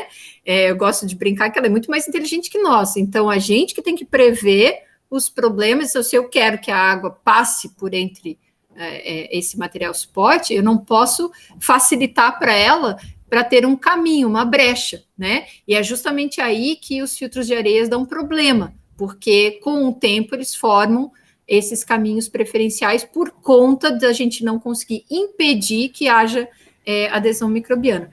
Então, na escolha dos filtros, se você quer filtro ou biofiltro, você tem que prestar atenção qual é a areia que está dentro de cada um deles. Nós temos as areias naturais, que são tratadas quimicamente, como é o caso dessa que eu estava contando para vocês, como também nós temos os materiais poliméricos que têm uma característica parecida com a areia, mas que não são areia, não é um material natural, que são os chamados BIDs, tá? Que também são usados aí nos filtros pressurizados. Deu para entender? Ô, professora, uma vez eu estava pesquisando negócio de decantadores, tem algumas empresas que têm patentes. Isso acontece também com os filtros? Sim, acontece. Isso implica o que no projeto? Posso utilizar... o que a patente chega a influenciar no projeto no uso de filtros e decantadores? Eu não lembro o nome da empresa, eu acho que é Pentel, se eu não me engano, que desenvolveu um tipo de decantador. Sim. E ela tem patente, isso implica o quê? Isso implica que se você copiar o equipamento e eles descobrirem, eles podem te processar. Mais ou menos isso, falando bem rápido. Então, limita... Não é que limita, porque... Tem que adquirir o produto deles, então. Isso, exatamente, tu fica refém do produto deles, é como tu comprar, por exemplo, assim, existe o remédio original e o remédio genérico. O que é o genérico? É quando acabou o tempo da patente, porque toda patente tem uma vigência, né? 10 anos, 5 anos, 20 anos, aí depende de como foi registrada a patente, tá? Então, vou usar o exemplo de remédio que está no nosso dia a dia. Acabou o tempo da patente, e aí os outros fabricantes daquele remédio, com aquela composição, conseguiram o direito de fabricação, mas o nome comercial está lá, então tem o remédio original e tem o genérico, né? A mesma coisa se dá para os equipamentos de tratamento de água. Quem desenvolve um equipamento que promete aí a solução do seu problema e registrou uma patente, ele tem o direito de comercializar aquele produto daquele formato, né? E se você copiar, se vier uma empresa querer copiar, você pode, né, a empresa original, vamos dar o exemplo aí da Pentair, pode processar esse novo fabricante. Por quê? Porque ele não tem a patente, ele está copiando uma solução que foi desenvolvida por outras pessoas. Aí, assim, é errado a gente usar produtos patenteados de forma alguma, não tem problema nenhum nisso, tá? Nós estamos refém dos fabricantes de equipamentos, sem dúvida, né? 100% estamos refém. Ou a gente constrói os equipamentos baseado nos conceitos físicos originais de desenvolvimento. Muitos desses equipamentos os estudos iniciais foram publicados, né, como estudos acadêmicos. E até mesmo no banco de dados lá de patentes, você tem a descrição de como que o equipamento foi fabricado, né? Só que respeitar o tempo da patente, na prática, significa não ser processado, tá? Mas eu conheço o fulano e ele foi lá e pegou o equipamento, desmontou e construiu um igual. É a mesma coisa que tu comprar uma Ferrari, desmontar ela e construir uma igual. Se te pegarem, tu vai ser processado. Entendeu? Mas... não é que eu vejo, né? Que eu não vi isso ainda, mas é que eu fico pensando que a gente está estudando, a gente vai saber o funcionamento e a gente pode desenvolver, né? Não que a gente esteja copiando, porque às vezes é tanta patente que tem, por exemplo, no Google Patentes, que às vezes a gente nem sabe que existe a patente. Isso. Né? E às vezes é internacional, às vezes nem chega aqui no Brasil.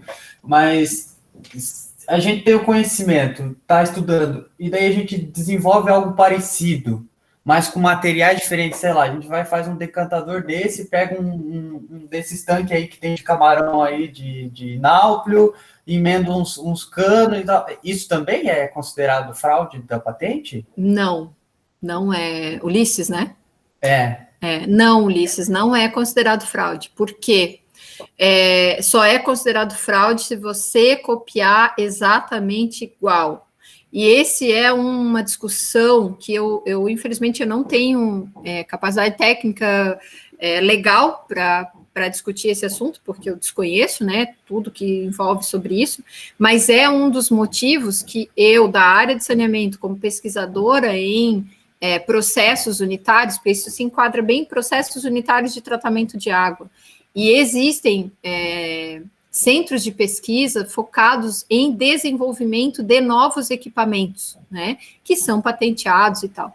Só que hoje em dia, numa situação brasileira, né, como a gente vive, você conseguir patentear alguma coisa é um esforço quase sobrenatural. A universidade está tentando estimular que isso aconteça.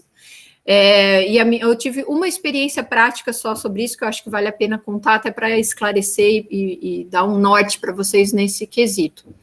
Nós fizemos um trabalho de pesquisa, eu, o professor Mourinho, e um professor lá da Engenharia Química, com um aluno egresso da Engenharia de Cultura, que foi fazer o seu mestrado e doutorado lá na Engenharia Química. Trabalhamos especificamente com nitrificação de cultivos superintensivos de camarão, tá?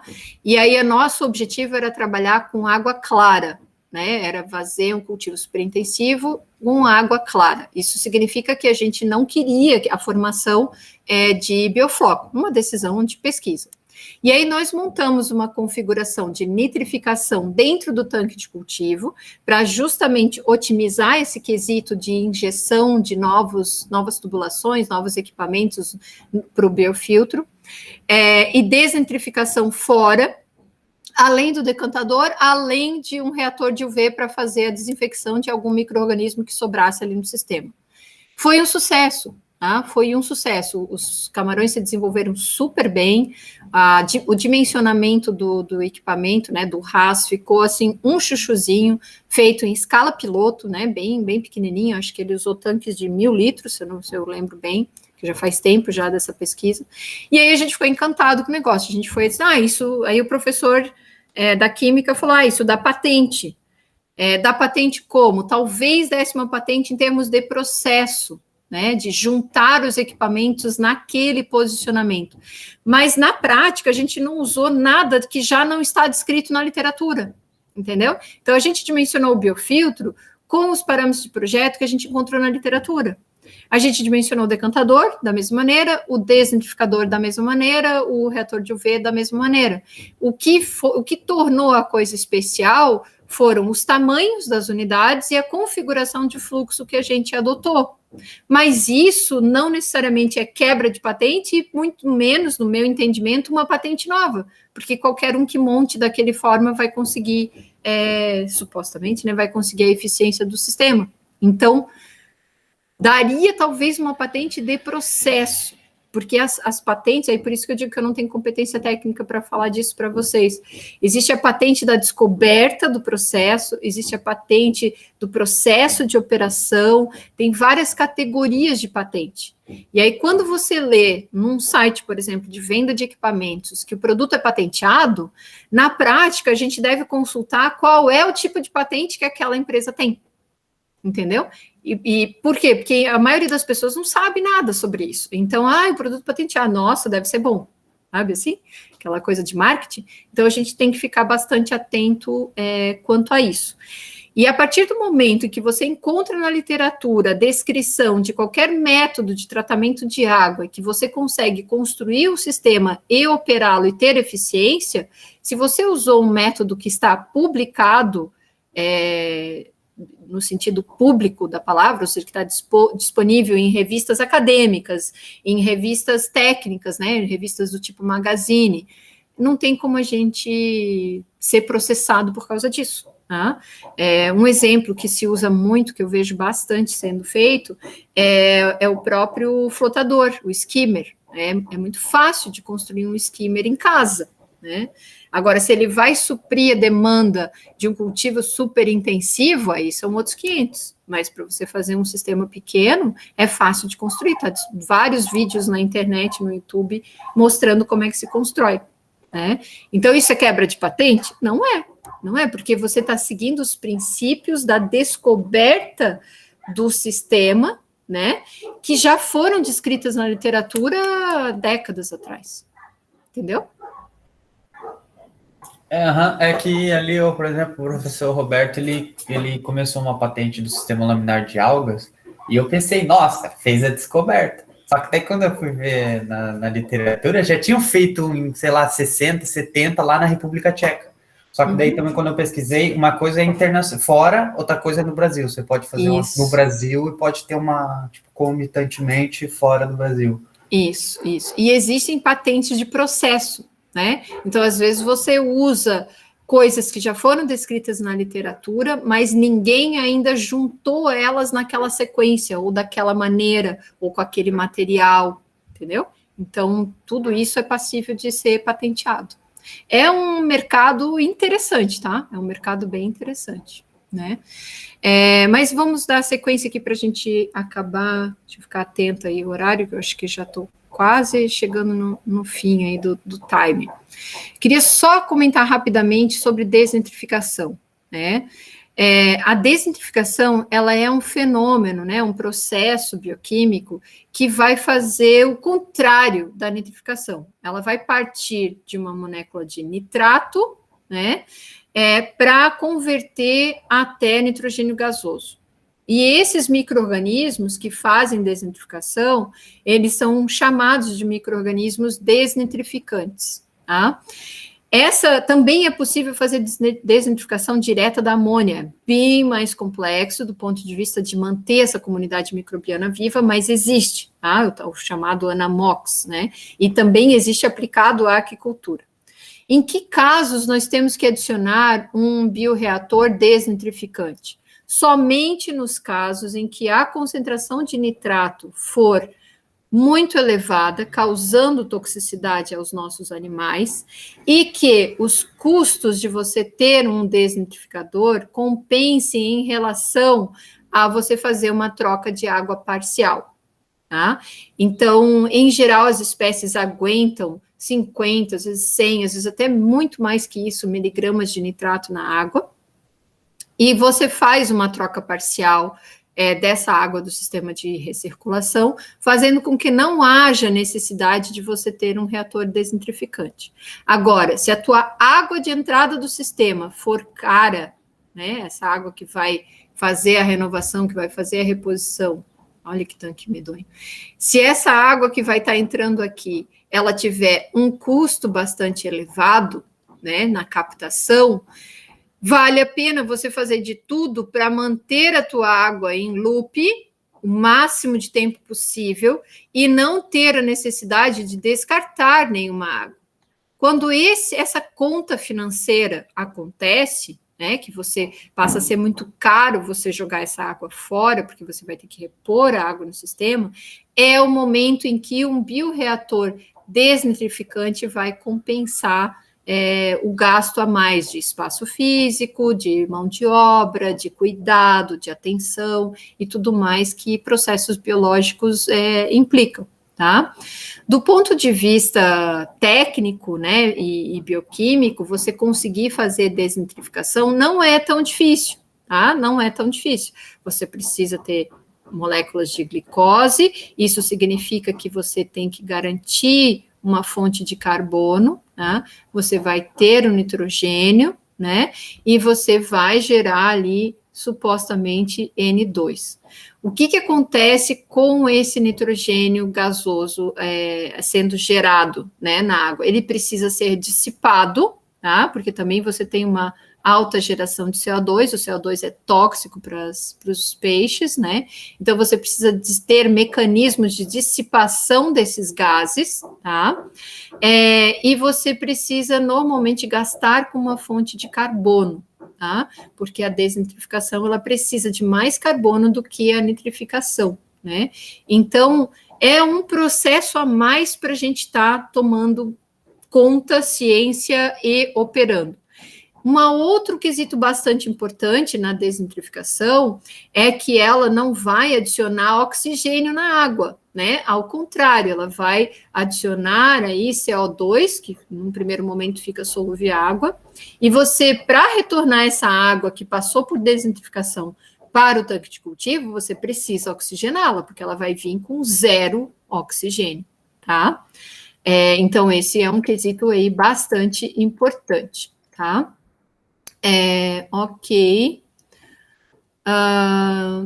Então, né, aqui estou falando se é necessário desnitrificar ou não, então vai depender da espécie que está sendo cultivada, da concentração aceitável de nitrato em cada uma das fases de cultivo, e aí a gente sabe que existe diferenças para cada uma das fases, tá?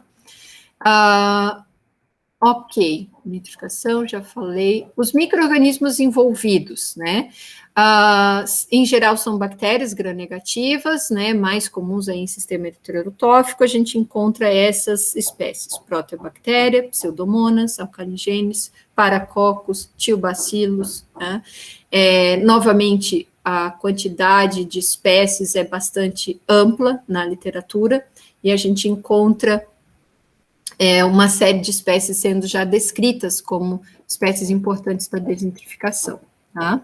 A desnitrificação, ela é anóxica, né? Isso significa que a gente não vai introduzir oxigênio na água e que as condições de anoxia vão fazer com que os micro-organismos quebrem a molécula de nitrito e nitrato para utilizar esse oxigênio molecular.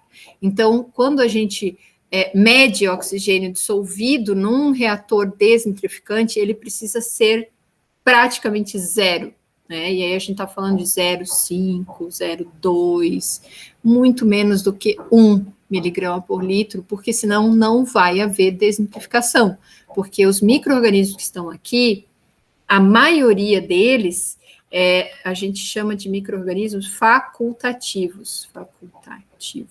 lembrando lá de tratamento de efluentes das lagoas de estabilização. Então, nós temos os aeróbios estritos, os anaeróbios estritos, e no meio a gente tem os facultativos. Quem são os facultativos? Aqueles que se beneficiam das duas rotas metabólicas. Se tiver oxigênio dissolvido, eles vão se multiplicar usando esse oxigênio dissolvido. Se não tiver oxigênio dissolvido, eles vão se multiplicar não usando esse oxigênio dissolvido. Se tiver oxigênio molecular, eles usam o oxigênio molecular. Então, se a gente quer que haja desnitrificação, nós precisamos garantir que a gente só tenha oxigênio molecular na água. E esse é um processo que envolve uma hidráulica específica, tá?